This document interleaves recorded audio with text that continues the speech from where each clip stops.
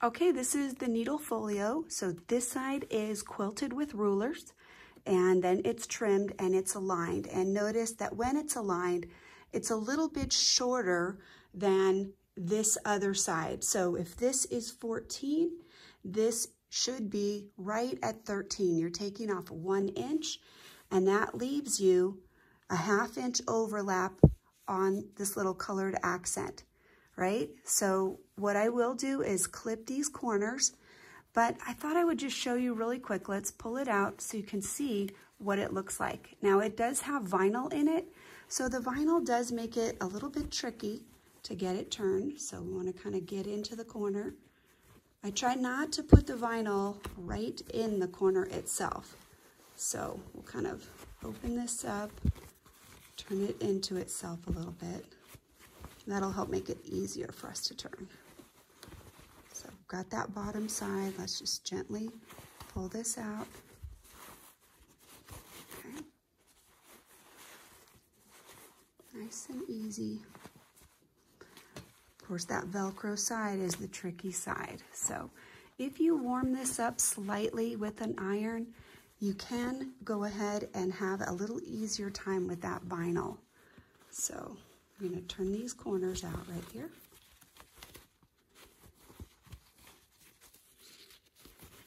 So get these all the way out. So one of the things that'll help with this is a bodkin or some other turning device where you can really get into that corner and push these corners out so you can get a nice, good shape right there. Try to get it all the way out right there.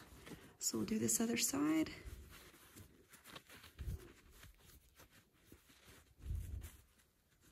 Try to get it nice and squared up. Now I'm going to go ahead and take this over to the iron, press all these seams nice and flat. This vinyl cannot go against the iron. Make sure that you're covering this up or you're working from this side so there's something in between that vinyl. And notice that my pocket openings, right, this needle also is going to be the correct direction. So once I get all of this pressed, okay, let me show you what we got here. We'll press all of this. This piece flips over. This entire seam flips over, right? You've got to bend that a little bit so that the seam will tuck in. Okay, the whole thing right there. Tuck it all the way down. Now the vinyl's in there. That's why it seems like it's a little stiff. Again, once we press that, it's going to be good. So turn out that little corner right there with your bodkin. Right there, make sure that's nice and smooth and turned all the way out as best you can. And then we'll do this side. Okay, try to get it nice and squared up there. Okay.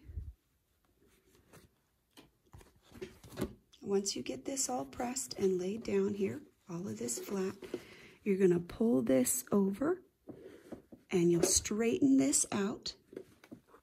Like that, nice, right on that crease. Open this up and pull this down as much as possible. And you'll get it to lay flat. You can even pin it with some clips or anything that you need.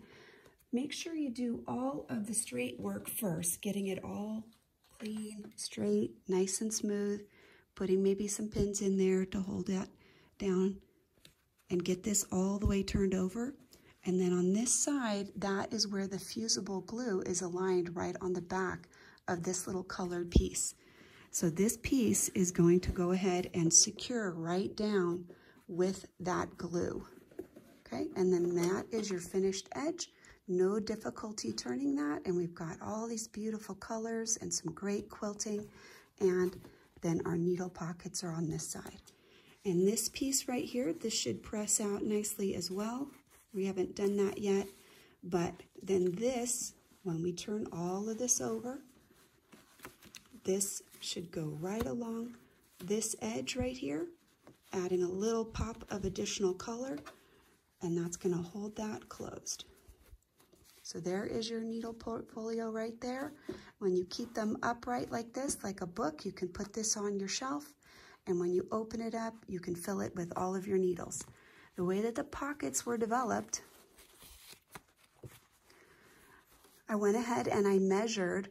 This one is 1 3/4. So any of the ones that are fat, I'll show you what I mean. These ones tend to be a little fatter. This is a Superior and Janome, and they need this 1 3/4 inch pocket. So they're gonna fit right in there, nice and secure. Okay, so get those right down in there. Then if you have some larger ones that are like the Inspira needles, let me show you those.